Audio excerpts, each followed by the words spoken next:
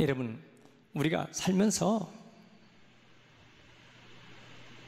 여러 가지 마음의 여유를 갖고 사는 것이 참 중요합니다.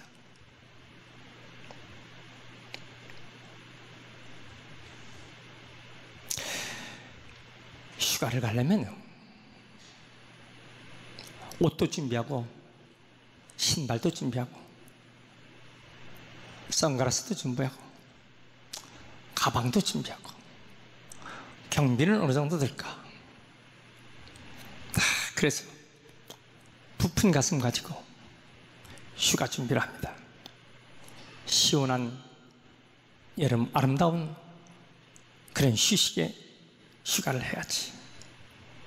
지금까지 여름마다 휴가를 간다고 했지만 시행착오를 일으켜 괜히 고생만 했는데 이번만은 가치 있는 휴가를 보내야지. 뭐 그런 생각 안 합니까? 벼르고 벼른 휴가철인데 갔다 와보면요 또 짜증스럽습니다. 아이고 괜히 갔어. 이게 아닌데 돌아와서는 별로 기분이 좋지 않습니다. 혹시나 했는데 역시나가 되고 말았어요. 여러분, 우리는 어떻게 이 무더위철에 잠깐인 휴가를 보낼까? 왜 사람들이 이런 실수를 할까? 휴가에 대한 의식화가 안 되었기 때문입니다. 막연한 기대감만 가지고 가기에 실망하는 것입니다. 휴가는 우리의 속사람이 재충전해야 할 것입니다. 그래서 내 영도, 내 몸도, 마음도 다시 재충전하는 그런 시간이 돼야지. 그래서 휴가의 방향과 목적이 구체적으로 잘 결정해야 합니다. 그래야 그 휴가의 의미를 알게 됩니다. 로마 시대에는요, 로마인들의 훈련시키는 장병들의 입구에 다음 같은 글을 썼어요. 쉬기 위해서지 게으르기 위해서가 아니다. 퀴티논 에티오, 우리는 쉬기 위해서 하는 것이지 게으르기 위해서 쉬는 게 아니다. 교육가로 유명한 네덜란드의 호이징가라는 사람은 인간을 놀이하는 인간으로 봤어요. 그래서 어릴 때부터 장난감을 가지고 놀이하게 합니다. 사람이 놀 줄 모른다. 놀 줄 모른다. 얼마나 불행합니까? 날마다 일만 하는 남편, 모처럼 고급 레스토랑 아내와 함께 가서 식사를 하는데 그 음악이, 그 분위기가 너무너무 좋은 거예요. 황홀한 감격스러운 마음의 아내가 정신없이 고개 숙여 음식만 먹고 있는 남편에게, 여보, 이 고기가 무슨 고기지? 얼굴도 들지 않지 남편이 하는 말, 무슨 고기야? 소고기겠지. 여러분, 베토벤의 고기냐 모차르트의 고기냐를 묻는 얘기에 먹는 고기 말만 한다면 이 사람들이 어떤 생각을 가지고 사느냐? 우리 마음의 여유가 풍성하고 시원한 그런 계절을 보내시길 축원합니다. 예수님의 그 생활 모습은 어땠을까? 2000년 전 예수님은 슬로모션 시대고 한가롭고 여유 있는 시대니까 바쁘시지 않았겠지. 과연 그럴까요? 성경에 보면 예수님은 얼마나 바쁘셨는지. 사실 우리도 아침부터 밤까지 참 바쁘죠. 기도할 시간도 없어요. 낮에 성경 볼 시간이 있습니까? 그리고 우리가 편지 쓰고 싶을 때 편지 쓸 수 있는 여유가 됩니까? 핸드폰에 문자 좀 치고 카톡으로 하면 그게 다 알아보지. 만년필을 들고 편지를 써보고 한 적이 얼마나 오래됩니까? 여러분, 선행하고 헌신하며 봉사하는 시간은 과연 있던가요? 너무도 바쁘죠. 예수님은 한가하시지 않았어요. 복음을 전파하시고, 그리고 밤낮 찾아와서 만나야 할 사람들, 그리고 각 세계 병든 자들이 예수께 몰려옵니다.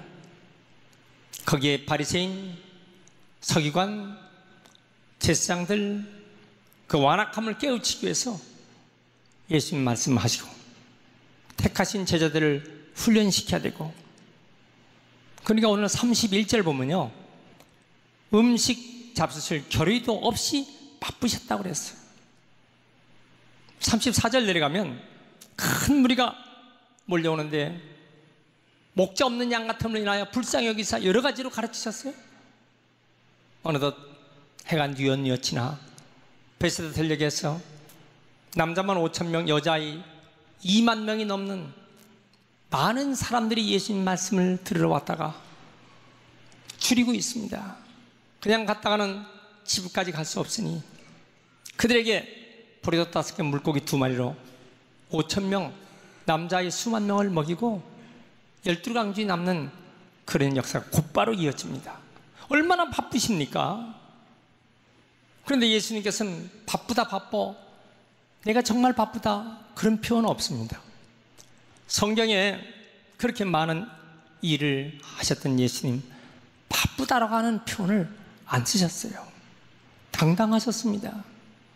음식 잡수실 겨리도 없지만은 그러나 물가에 심겨진 큰 나무처럼 그렇게 넉넉함을 가지신 우리 예수님, 우리는 어떻게 그런 모습을 가질 수가 있을까? 이것입니다. 사실 그러면 예수님의 휴가 모습은 어떤 모습일까요? 결론부터 말씀드리면 일하시면서 쉬신 것입니다. 예수님께서 휴가 가신 적이 없으십니다. 사실 우리의 휴가는 뭐냐? 하루의 휴가는 밤 시간입니다. 그 밤 시간을 잘 휴식하는 사람이 매일매일 휴가를 갖는 것입니다. 그리고 일주일의 휴식은 안식일입니다. 엿새 동안 열심히 일하고 주일에는 영도, 육도, 마음도 주 안에서 쉼을 얻는 것이죠. 1년의 휴가는 겨울입니다. 우리 일생의 휴가는 영원한 천국에서의 시간이 영원한 휴가입니다. 사실 우리는 매주 안식일을,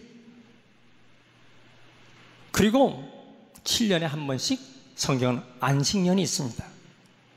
7년이 7번 겹치는 50년이 되면 희년이라고 해서 참 안식의 희년을 맞이하는 것입니다.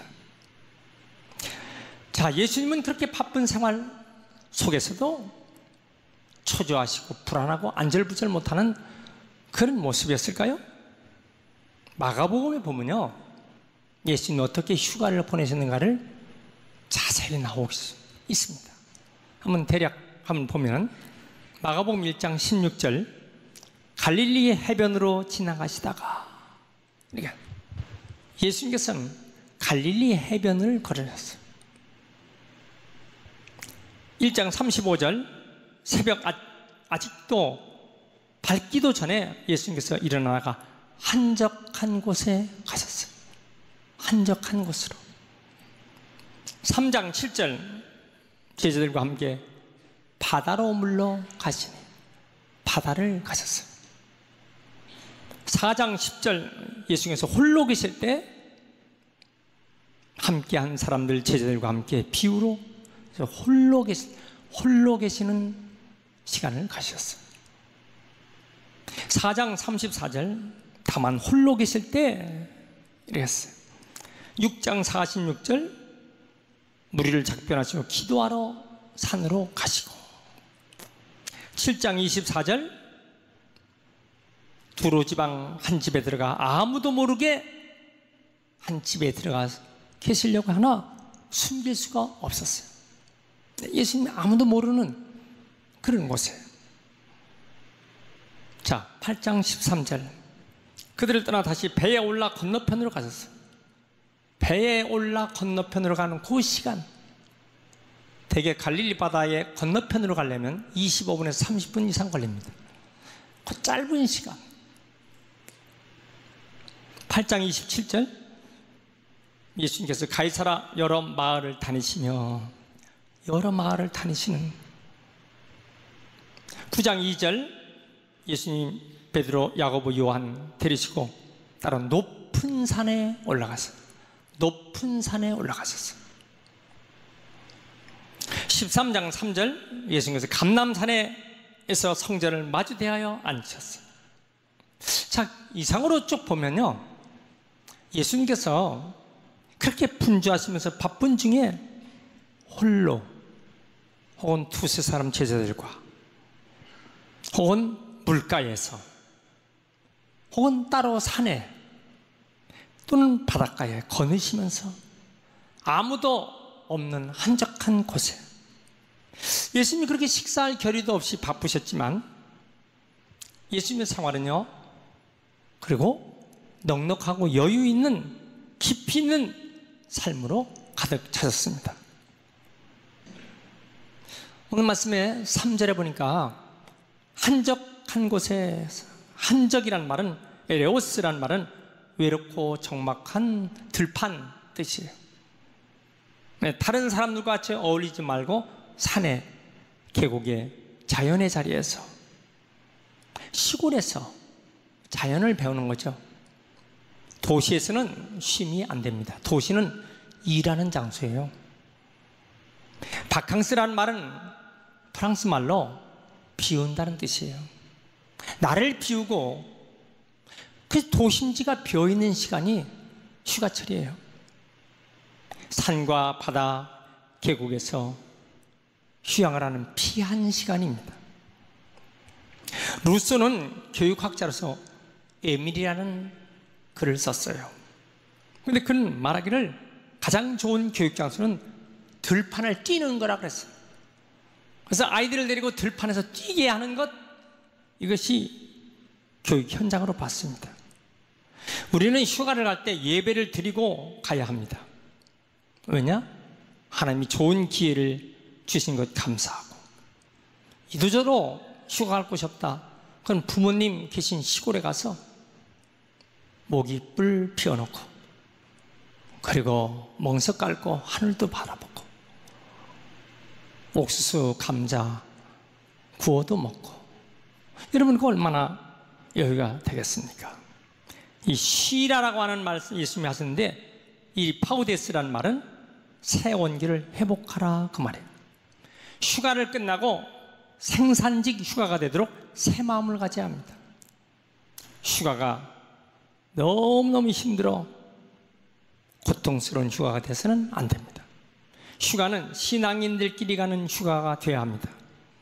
가서 예배하고 기도하고 경건의 시간을 가져야지, 만약 불신자와 어울리는 휴가는 타락한 휴가가 되어서 잘 세워진 신앙을 못 쓰게 만들어 버리고 맙니다. 그리스 철학자 소프로는 자기 아들과 자기 딸들을, 얘들아, 너희가 어울리는 사람은 좋은 사람과 어울려야 된다. 장성한 딸이 발끈합니다. 아빠, 나를 몰라서 그래요? 저는 절대로 세상 사람들과 어울리지, 그래서 제가 타락하지 않습니다. 아빠가 집게로 시커먼 석탄을 집었어요. 딸아, 이 석탄을 절대 손에 묻지 않게, 검은 것이 묻지 않게 조심해서 받으라. 새카만 석탄을 받는 딸이 아무리 조심해도 결국 손에 검은 석탄이 묻을 수밖에 없어요. 안 되는군요. 마찬가지다. 내가 그런 사람들과 나쁜 사람과 어울려서 절대로 너를 보존할 수가 없어. 장성한 아들이 하는 말, 아빠, 나는요 저들을 변화시킬 능력이 있어요. 그래? 아버지는 싱싱한 사과 9개에 썩은 사과 하나를 상자에 담아서 잘 보존해라. 아들이 하는 말, 아빠, 그러면 안 되죠. 썩은 사과를 싱싱한 사과에다 9개에다 넣으면 다 썩지요. 너 방금 그랬잖아. 내가 썩은 사람들 다 변화시킬 수 있는 능력이 있다고. 썩은 사과가 건강한 사과를 다 썩게 만드는 거야. 건강한 사과 9이 썩은 사과 하나를 다시 건강하게 회복이 못돼. 여러분, 비록 아버지가 자녀에게 가르친 교훈이지만 깊이가 있는 것입니다. 그렇습니다, 여러분. 우리는 휴가를 신앙인들끼리 믿음의 휴가를 가야 할 줄 믿습니다. 즐거운 여행이 고생 여행이 되거나 녹초 여행이 되거나 탄식 여행이 되지 않도록 빡빡한 여행 스케줄에 중노동과 노동의 여행이 되지 않도록 비록 시골을 가더라도 여러분 쉼을 갖는 그런 잠깐의 시간이 되시길 축원합니다. 리뉴얼이라고 하는 쇄신시키는 휴가가 되어야 할 것입니다. 한 영업용 택시 기사가 소원이 있어. 뭐야? 개인 택시를 갖고 싶은 거예요. 돈이 많이 들거든요. 열심히 영업용 택시를 운전합니다. 그래서 열심히 돈을 모아서 드디어 소원을 이뤘어요. 개인 택시는 버는 대로 자기 수입이 되거든요. 그런데 밤중에 12시가 넘어서 운전하면 할증 요금을 더 받기 때문에 그래서 더 많은 수입을 올립니다. 집으로 갈 시간에 또 다른 사람이 또 태워. 또 집으로 가야 할 텐데 또 태워. 여러분, 밤 12시 넘어서 얼마나 피곤해 지치겠어요. 한 사람 더 태워 돈 더 벌어. 결국 늦은 밤 녹초가 된 몸으로 자기 집 앞에 와서 핸들대를 붙잡고 머리를 다 핸들에다 대는 순간 영영이 그 머리는 일어나지 못하고 다시 일어설 수가 없는 과로사로 끝나고 맙니다.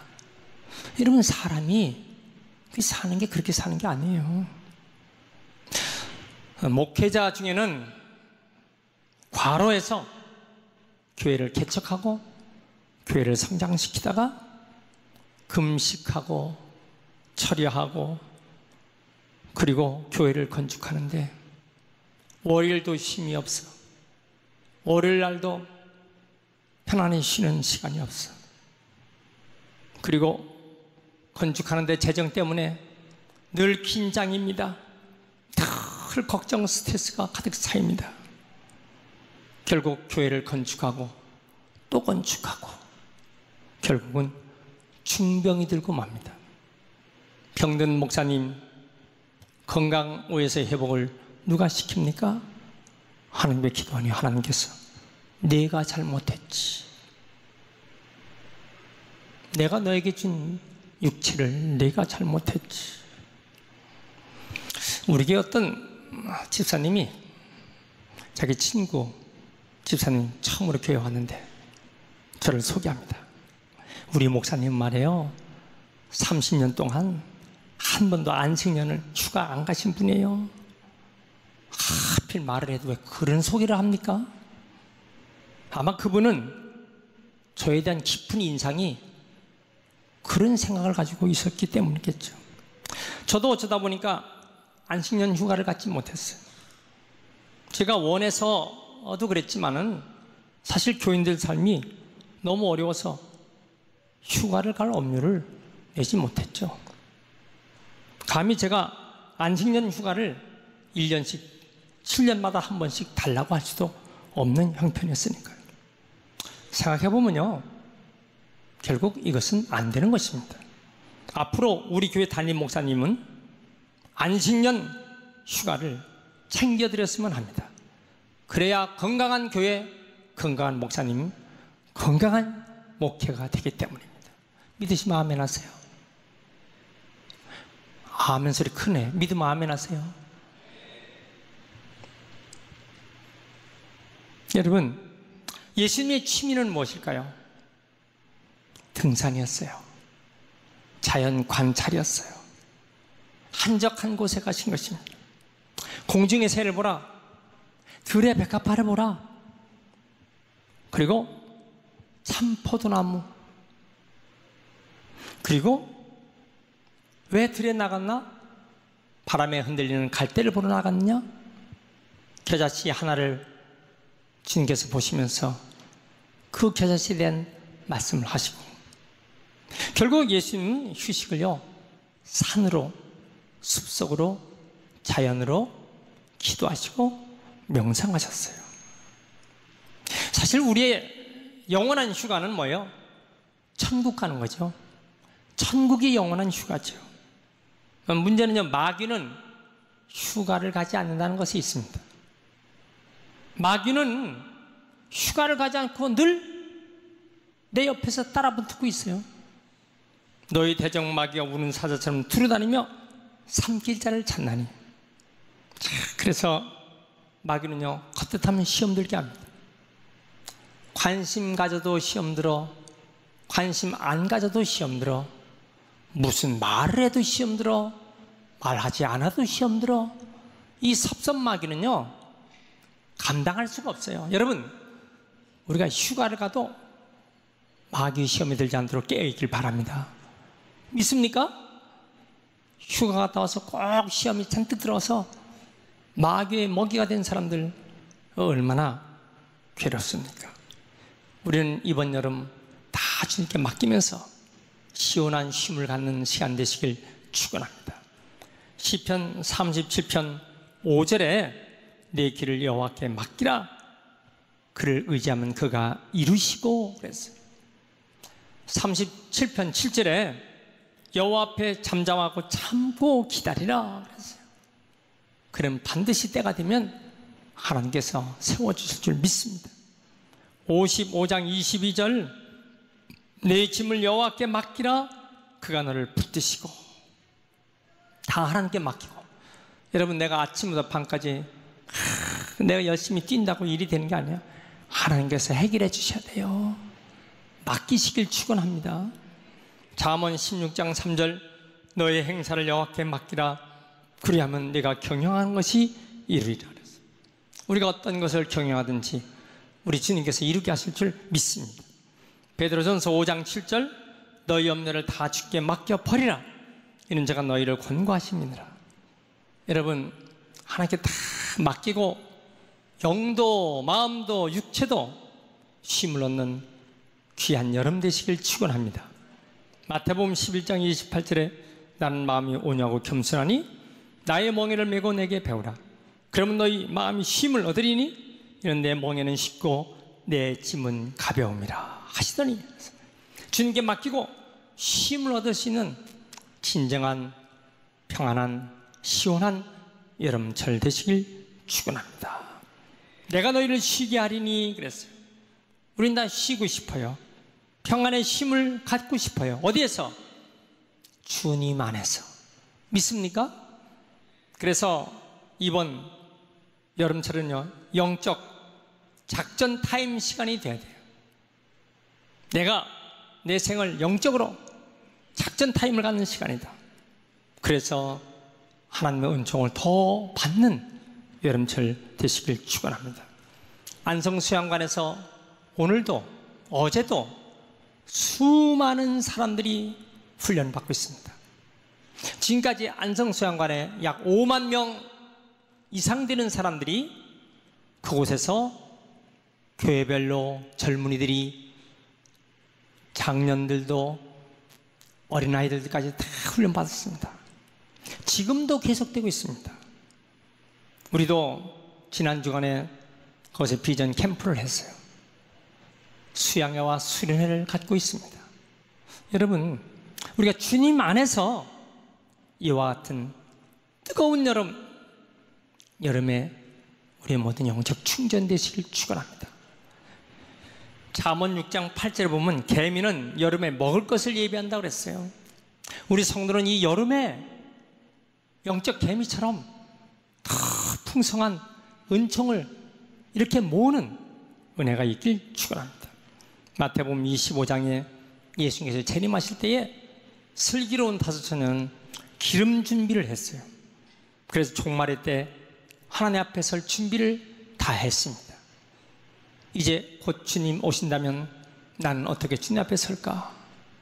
주님께서 이제 곧 오실 때 나는 어떻게 설까? 늘 이 생각을 하면서 우리가 이 여름철을 잘 보내시는 축복된 우리 모두가 되시길 축원합니다.